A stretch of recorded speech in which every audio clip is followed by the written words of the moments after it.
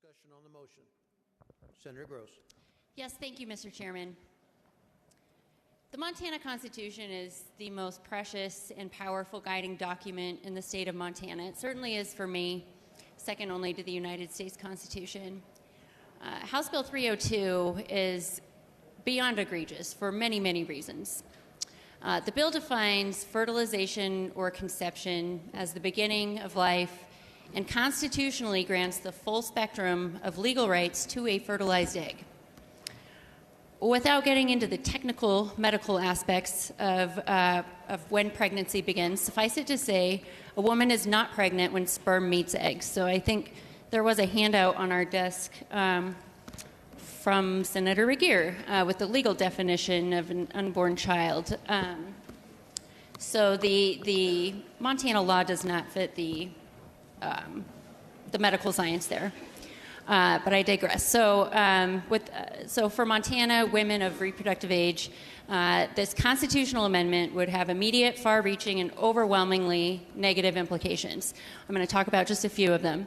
The bill establishes a state constitutional basis to entirely prohibit the use of most forms of contraception. This includes birth control pills, IUDs, and emergency contraception, even for victims of rape and incest. Those would all be prohibited. The constitutional prohibition would also apply to in vitro fertilization.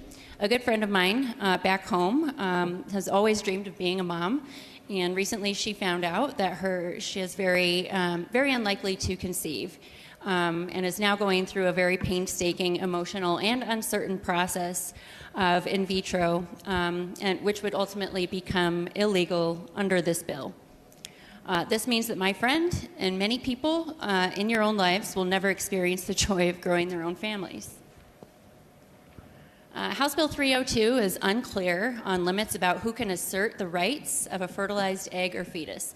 Rather than the mother, who under current law has that right to make that call, an estranged spouse, CPS, law enforcement, legislator, or an extreme activist could be able to make that assertion.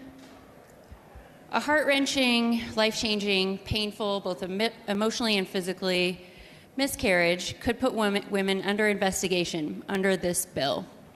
Page 1, lines 19 through 29 state, "No cause of action shall arise as a consequence of harm caused to an unborn baby by an unintentional act of its mother." But who determines what is unintentional? Is it the physician? Is it law enforcement? Anyone who wants to bring a lawsuit? It's not clear. Finally, I want to talk about how many times attempts to make this nearly identical amendment to the Montana Constitution have failed. House Bill 302 is the 9th attempt since 2007 to push this divisive agenda on Montanans, and every time it has failed, both legislatively and through initiative.